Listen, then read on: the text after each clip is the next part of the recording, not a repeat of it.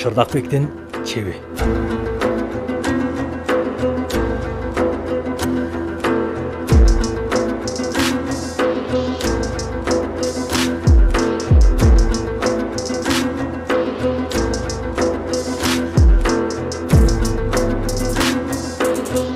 Көчмөндөрдүн башка бир борбору Ордо шаары Алабука суусунун өрөөнүнөн табылды. Бул өтө кызыктуу эстелик. Ал жергиликтүү калктын арасында Шырдакбектин чеби деген ат менен белгилүү. Бул чеп кыргыз баатырына таандык кылынат.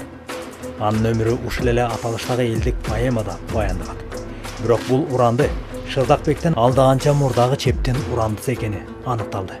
Жана курулуштун Шырдакбекке таандык кылынып жүргөнү суроо жаратат. Шырдакбектин чебинин урандысынын тарыхый маанисинен башка да мунун жанында ачылган бүткүл комплекс да өзгөчө кызыгууну туудурат. Бул комплекс 1945 жылы экспедиция тарабынан ачылып, изилденген отурукташкан типтеги бир катар конуштардан турат. Атап айтканда алар төмөндөгүдөй. Биринчи Шырдакбектин чеби, экинчи чептин түштүк жагындагы ага жакын жаткан төрткүл. Үчүнчү төрткүлдүн түштүгүндөгү дөбө. Төртүнчү төрткүл тибинде анча чоң эмес конуш, жарым жартылай бузулган чептен 1 чакырым аралыкта жатат. Шырдакбек чеби Алабука өрөөнүнүн меридиан багытында кесип өткөн чоң эмес дөңсөө жерде турат. Өрөөн бул жерден кескин түрдө кууш тартып кетет. Өрөөндүн Осо атындагы колхоз жайгашкан чеп турган чыгыш бөлүгү бир кыйла кеңири болсо да, чептен батыш карай ал кескин түрдө кууш болуп кетет. Мына ушул кууш жерде чеп турат. Сыягы мунун убагында стратегиялык мааниси зор болсо керек. Түндүгүнөн Алабуканын бийик жээги өтөт. Батышында терең сай бар. Түштүгүндө анча бийик эмес тоо тармактары жатат. Чеп тик буруштуу, дээрлик чарчы келет. Капталдары дүйнөнүн 4 тарабынан карап турат. Түндүк жана түштүк дубалдарынын узундугу 120 метр, чыгыш жана батыш тарабыныкы 117 метр.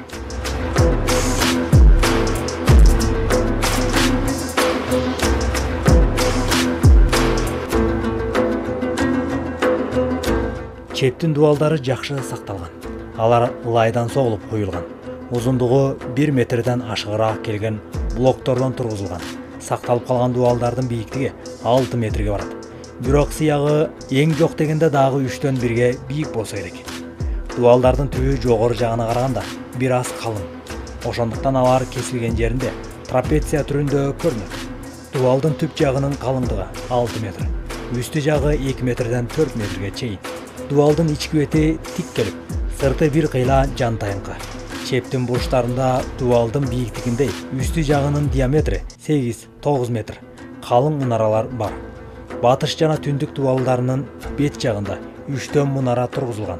Алардын бири өтө калың. Орто ченинде дубалдан 12-15,5 метр алдыга чыгып турат. Кесилген жеринде 5 жана 5,5 метр. Борбордук мунаранын эки тарабында симметриялык түрдө дагы бирден мунара орнотулган. Ал дубалдын 5-6,5 метри алдыга чыгып турат. Кесилген жери ар бириники орто эсеп менен 5 метр. Батыш жана түндүк дубалдарынын кичине мунараларынын көлөмү турган жеринин көрүнүшү мына ушундай. Түштүк жана чыгыш дубалдарда борбордук мунаралар көзгө урунат. Аларда каалга жана дарбаза бар.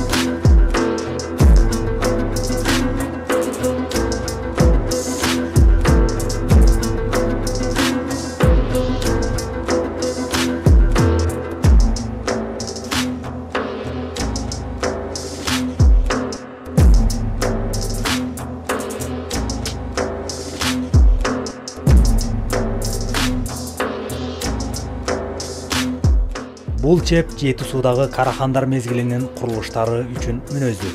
Изилдөөлөргө караганда чеп алгач 9-12 кылымдар бышкан кыш менен бекемделген. Кийин аларды жергиликтүү калк алып, өз керегине жаратып колдонушкан. Жергиликтүү калктын чептин аймагынан табылган суу жүгүртүлүүчү карапа түтүктөр жөнүндө айткандарын белгилеп кетүү керек. Чепти ремонттоо үчүн пайдаланылган курулуш материалдар 9-12 кылымдарга туура келет. Бирок чептин өзүнүн курулушу алда канча эртерээк мезгилге таандык болгондугун айтса болот.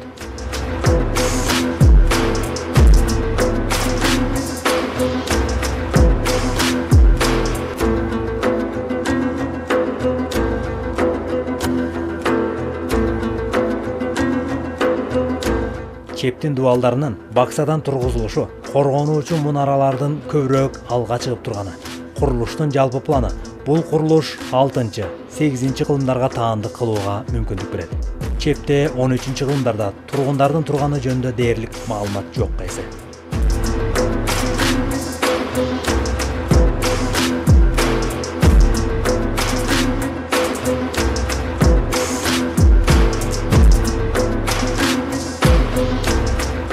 Шырдакбек оазиси кербен жолдордун тоомунда пайда болгон.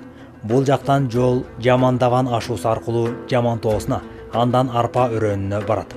Ошондой эле Байбиче тоо жана Калкабар тоосу аркылуу Ат башы өрөөнүнө түшүп, андан Кочкор өрөөнү аркылуу Ысык көл же Чүй өрөөнүнө чыгат.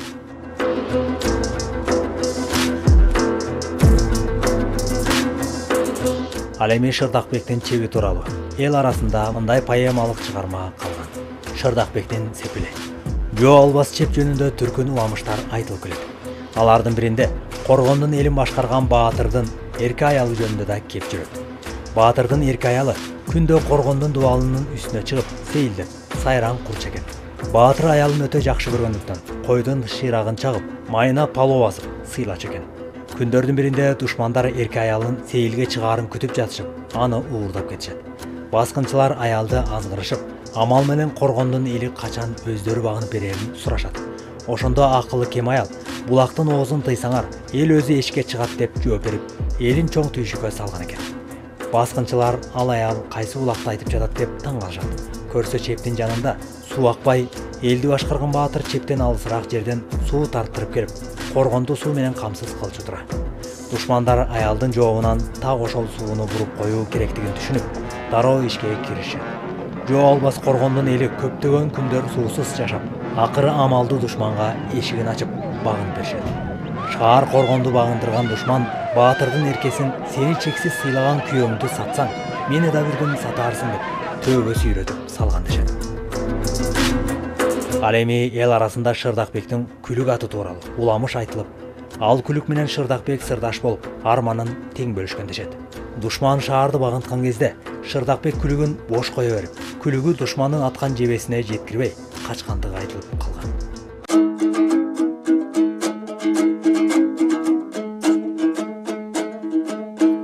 Чолок кайың жерледим, чопкутту кейип ерледим, чеп буруп алтын капкалы чоң болгон намыс бербедим. Эрдигим күчкө таянып, билимде балкып тердедим, өмүрдө жалгыз боз жүргөм, өзүңдөй күйөр көрбөдүм. Жоргон боз жүргөм, жоргон боз жүргөм.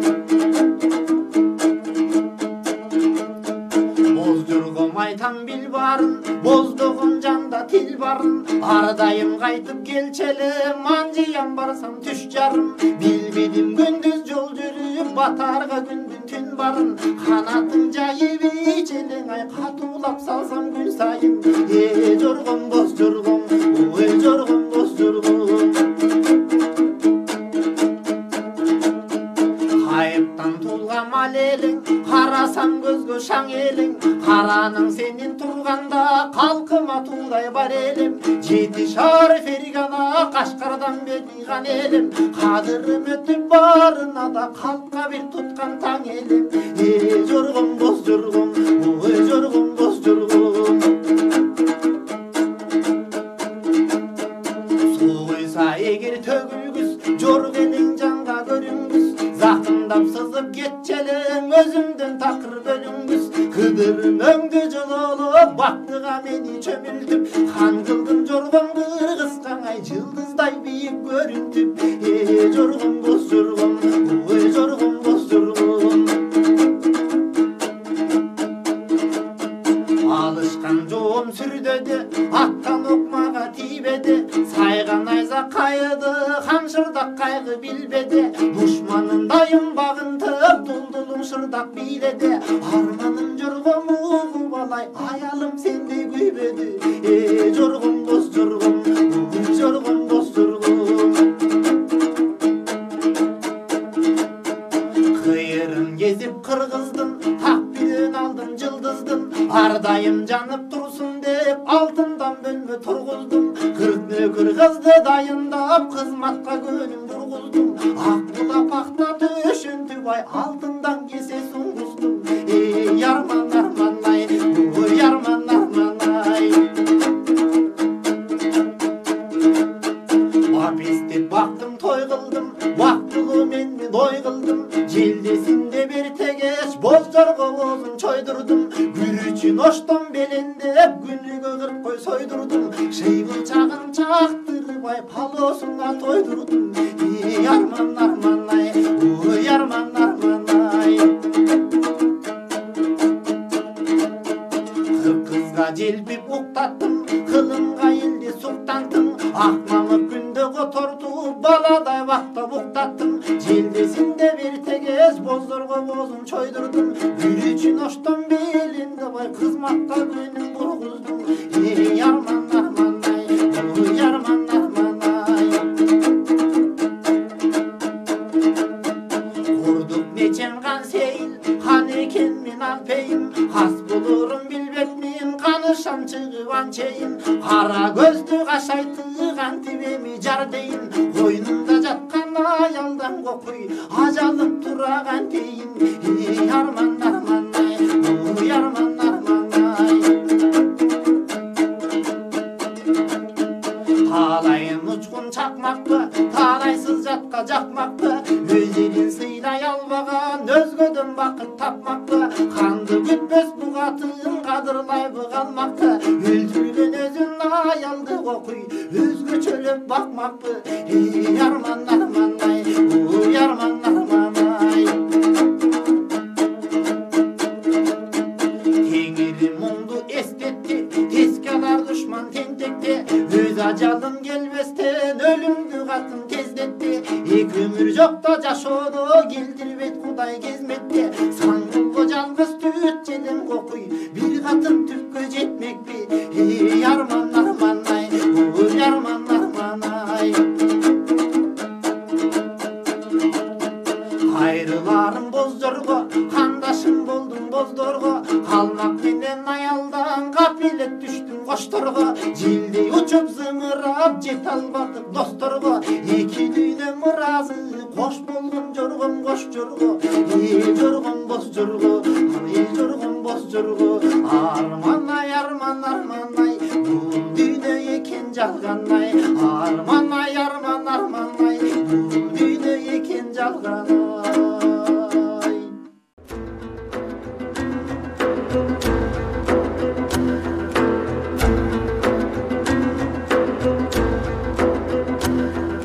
Айтылуу боз жоргонун баяны.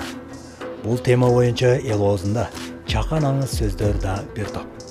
Шырдакбектин боз жоргосундай деген ылакап сөз, мактоо ырлары алиге эл арасында сакталган. Чыгармада боз жорго жана анын аялы жөнүндөгү окуя өзүнчө легенда, жомок катары айтылып көп замандардан бери келаткан сыяктуу. Шырдакбектин боз жоргосу кайыптан бүткөнүн, бир күндө Кашкарга барып, Анжиянга келип турганын өтөлө апыртып баяндайт. Канаты бар өзүндө, шарапаттуу буудандын шам күйөт эки көзүндө. Бар мүчөсү келишкен марал шыйрак киң соору. Өркөчү бийик, зээри пас. Өйдөгө салса чарчабас. Аркасы бийик, зээри пас. Адырга салса чарчабас. Тайкы жал келген чарабаш деп сүрөттөлөт. Ал эми чыгарманын бир канча варианты болгондугу да ырас. Шырдакбек кара сөз түрүндө гана эмес, ырдык формада да айтылып жүрчү экен. Хан Шырдакты ырга салып, балык акын айтчу дешет. Балыктын айтуусундагы бизге жетпегендигин адабиятчылар белгилешкен.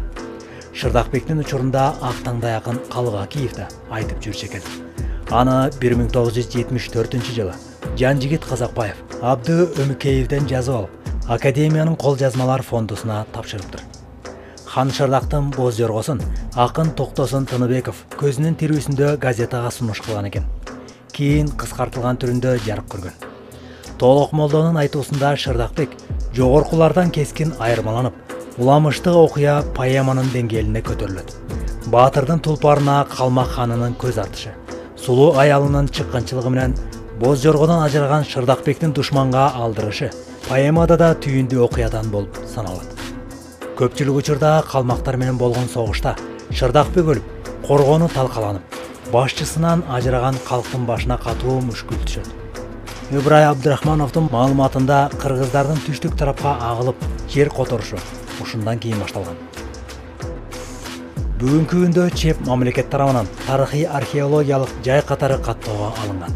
Анткени менен учурда анын айланасы тосулбагандыктан сырткы жана ички факторлордон улам, тарыхый эстелик улам жоголуп бара жаткандыгын жергиликтүү жашоочулар айтып келишет.